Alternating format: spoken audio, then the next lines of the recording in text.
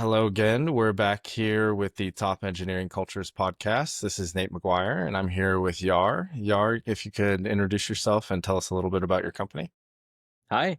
Yes, my name is Yar Salek. I'm co-founder and CTO at DeepCell. Nate, thanks for having me today. So we are a life science company in intersection of AI. I would say kind of like robotics or micro robotics, robotics applied to cells, and yeah, just general life sciences. We are in our seventh year of inception, and we've recently launched our product. So this is, yeah, about a year into commercialization, and it's very Oh, exciting. wow.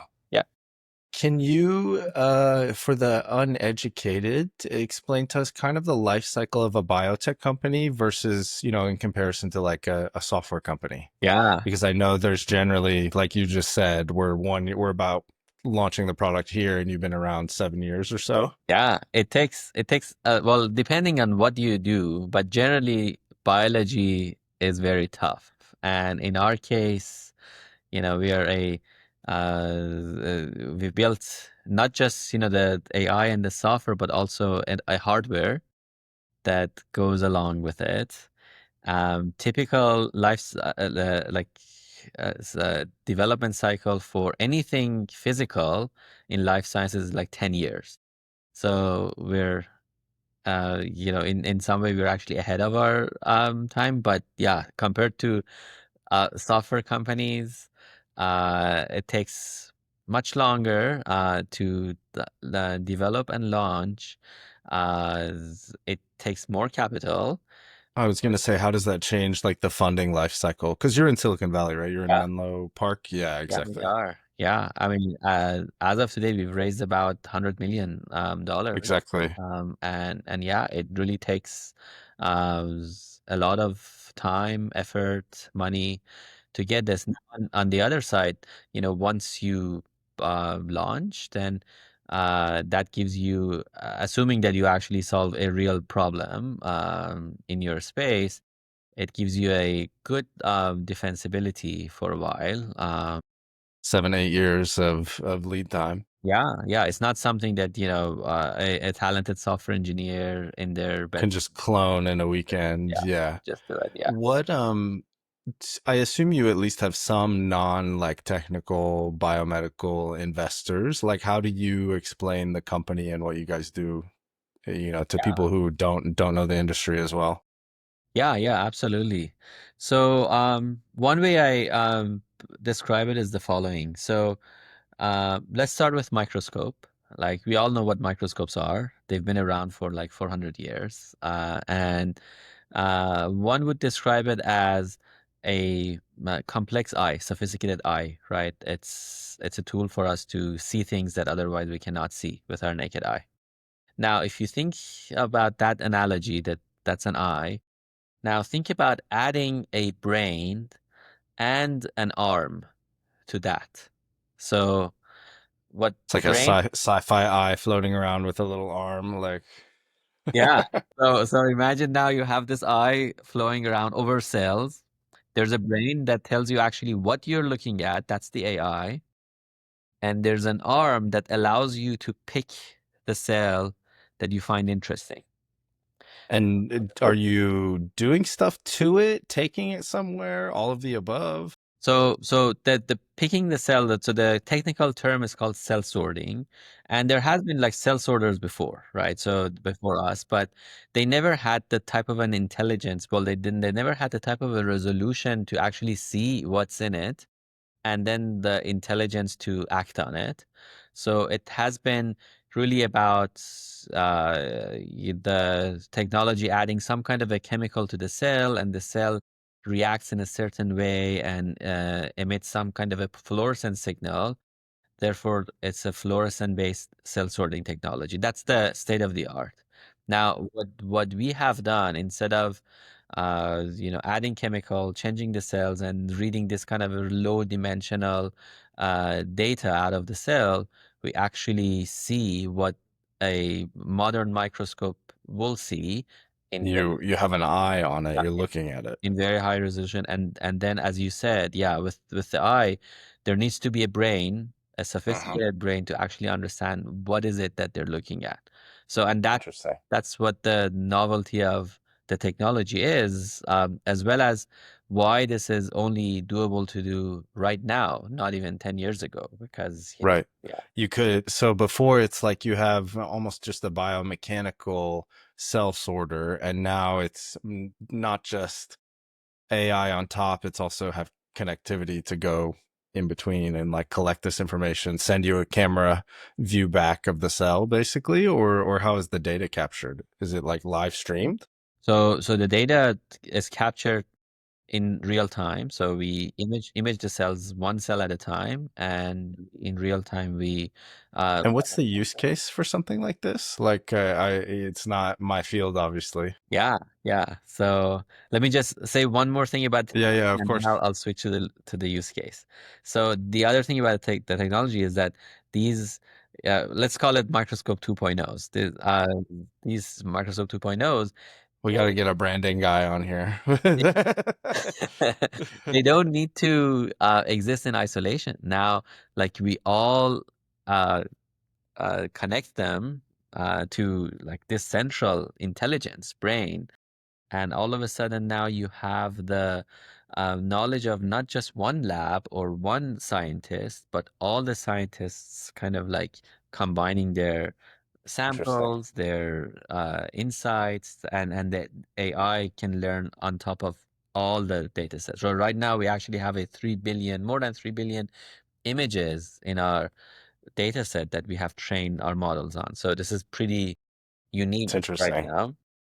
But now, Yeah, that's been a pattern that I've seen with some of these interviews just across the board is like AI being a connector. Like when I hear founders in fields that I don't necessarily know too much about, I keep thinking like, is this just Figma for the industry? You know, it's just like collaborative work. And it's like AI is allowing like large data sets and disparate data sets to come together and for people to understand. I find it super interesting. yeah, and it's more than ever important for life sciences because life science data has been residing in silos for too long.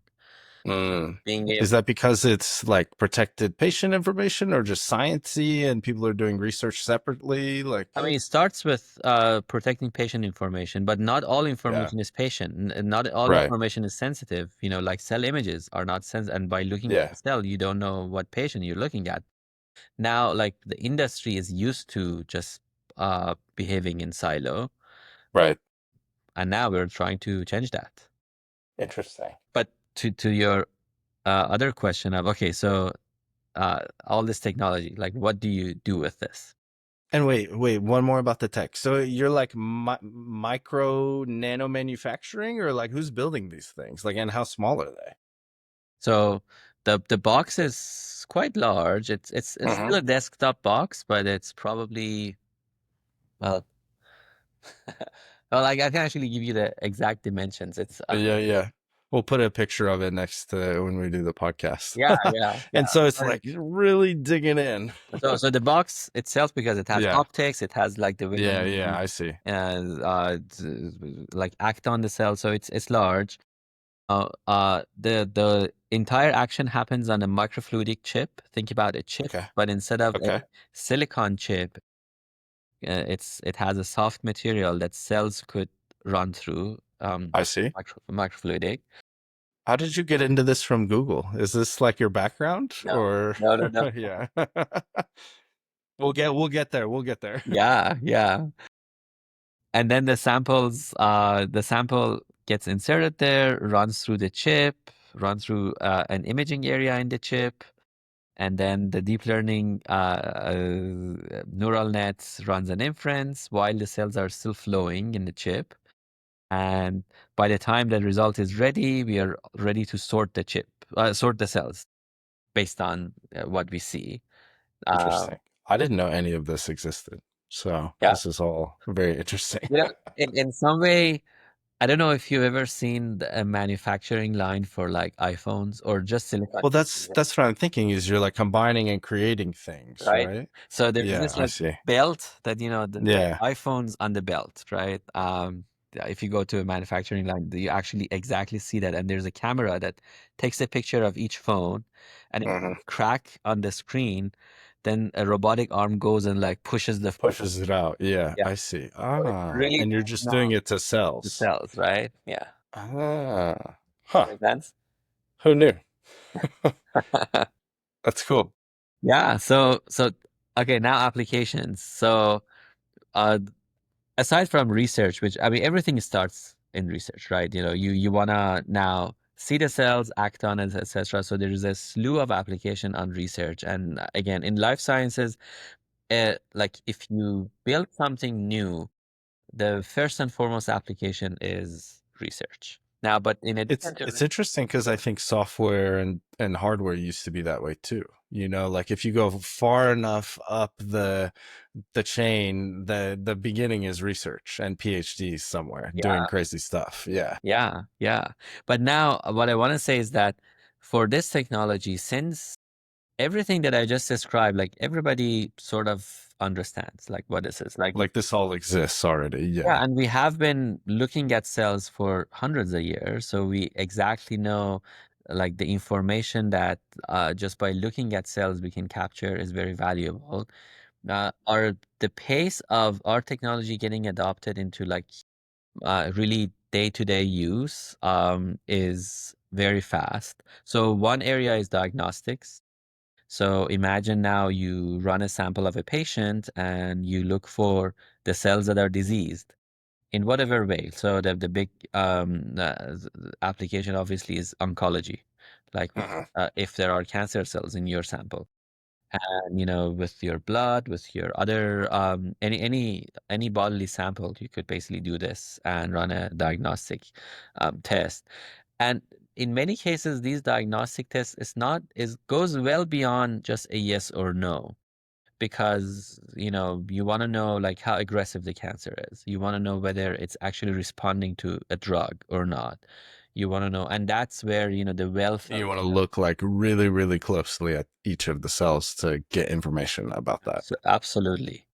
Right. And then it really ties very well to therapeutics, whether your drug is effective on a cell, would leave a different visual trace on that cell versus not. And that's why, in addition to large hospitals or diagnostic companies, we also have pharma as our Was going to ask who the customers are. So it's big hospitals, research centers, pharma, anybody that's like trying to see what's happening. Yeah, interesting. And so how much do these machines cost for somebody to buy? Like hundreds of thousands, millions? Like, about like 500,000. yeah, Yeah. yeah, yeah. Interesting. And so like if I'm a hospital, I might just have one or two or something I mean, or more. depends on your throughput. I mean, usually Yeah. every customer starts with the first one, right? Yeah. But we're already in conversation with some hospitals, some customers that they're looking at a much larger need, and I mean, quite exciting for our business, but also exciting for that use case because it really, it would, even with, such a large capital investment, they would save a lot of money that otherwise they need to either spend on invasive ways to diagnose patients, lowering their experience and also a lot of cost on the whole healthcare system. Hmm. Yeah. Interesting. Very interesting. So now back to how you got here. Yeah, I'm a computer scientist by training. I can't believe I even like speak any biology right now. Well, tell me the story. How did all that happen? So, 7 years ago, so I was working at Google. So maybe I step back a little further. So I did my PhD in algorithms from USC, then went to my postdoc in Cambridge, United Kingdom, working for Microsoft Research, and I was just all doing CS, AI stuff. When I did my postdoc, this was year 2012.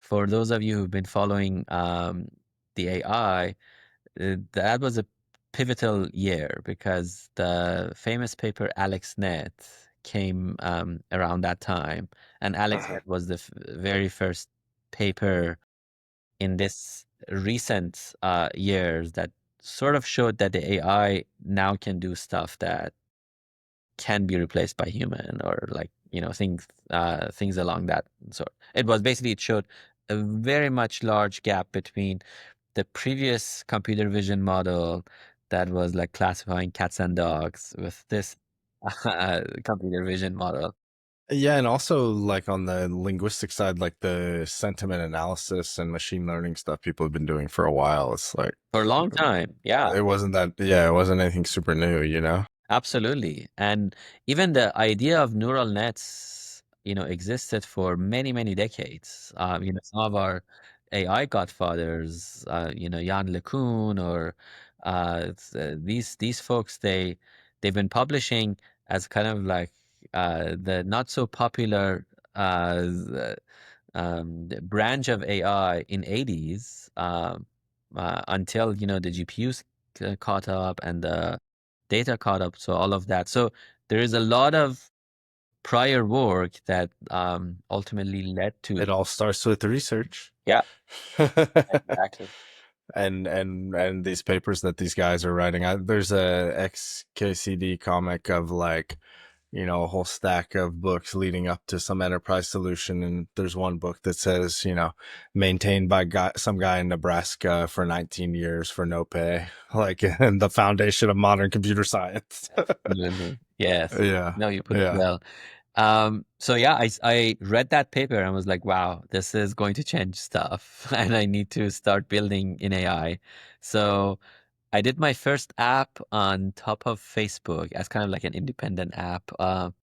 At that time, it was pretty popular for app developers to just develop app on Facebook, and we did this. It was sort of if you use Google Photos right now, this was a Google Photo functionality before Google Photos existed. So we were allowing the users to group their photos based on like semantic, like, show all the images of my friends like at the beach. So and like AI would go for like the look for beach sort of features in the actual image to do that. Yeah, I remember Google Photos well. I had some close friends who worked on the Google Photos app at Google, and I do remember those early, very early, like applications that nobody else was doing. Yeah, yeah. Unfortunately, as Google does. So we launched the app shortly after like 2013.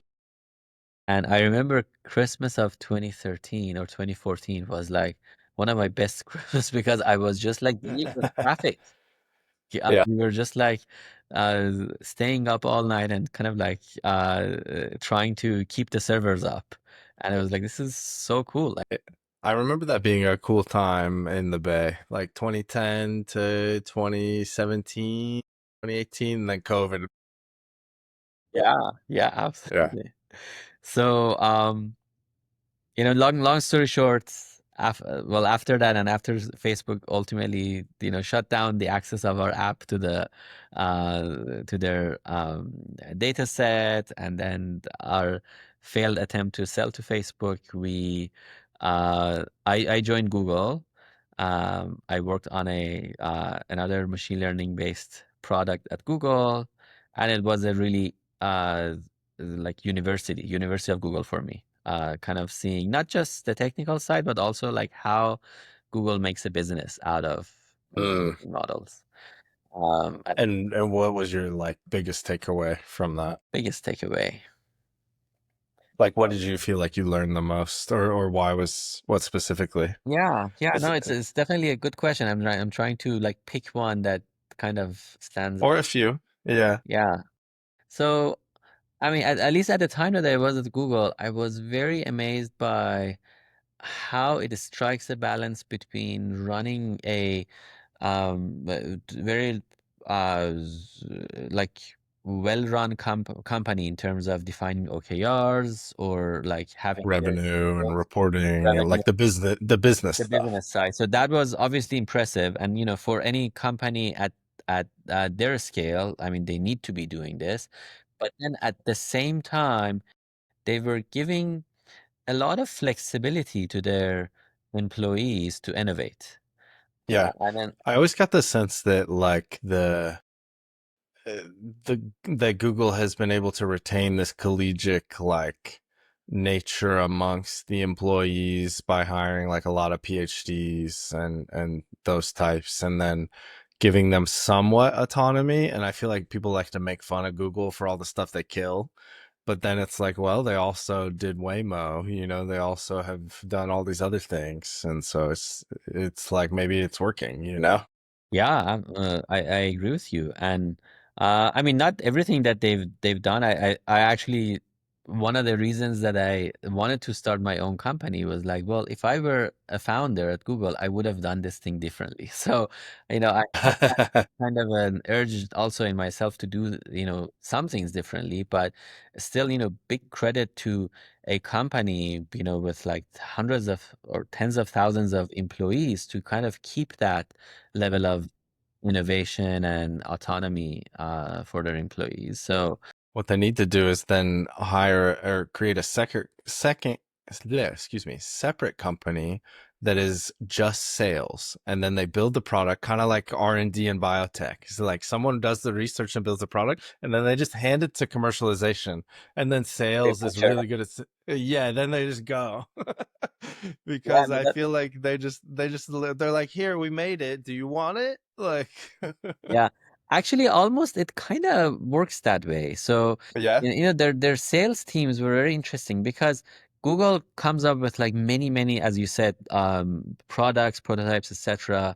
And the sales teams are incentivized to just go even like internally compete with each other because one account, one customer could be using 10 15 products from Google.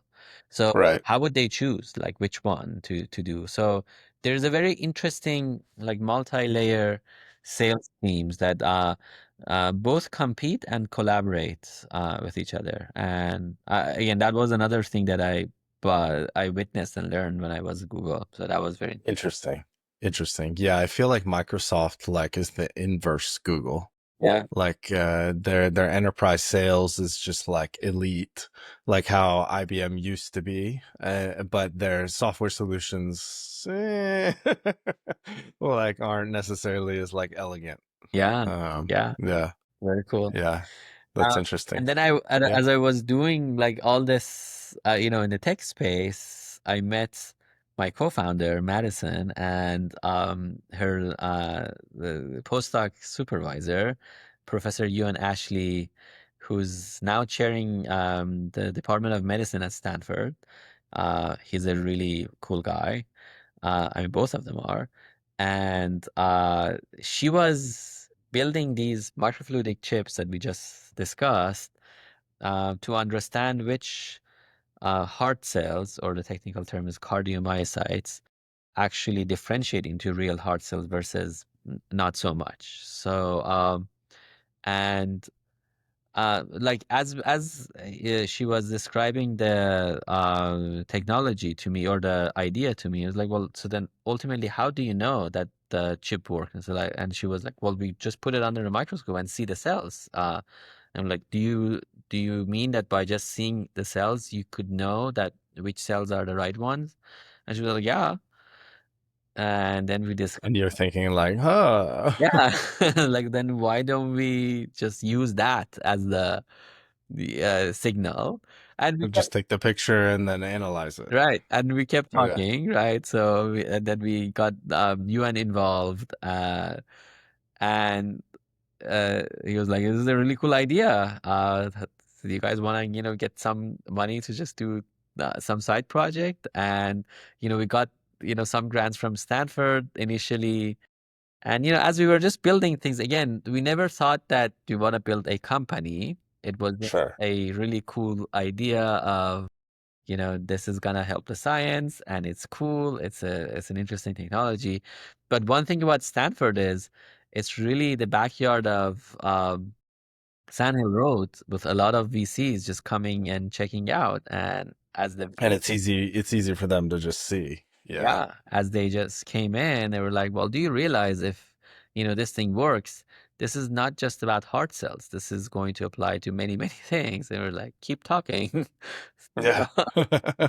That's So cool. yeah, and that was sort of the rest was history. We got some money there, and more and more, and we kept building, and we like as I talk to you today, like I feel like there has been applications that I learned about this technology even in the last months that I didn't know before. So Mhm. we kept getting surprised by our customers in like how innovative and diverse way they could apply this technology to. That's super exciting. I feel like that's a perfect ending to wrap up. I know we're close to time. It's been really great to speak with you, and I look forward to getting this out there to the people. I think this will be an interesting one. All 10 of them that will watch this.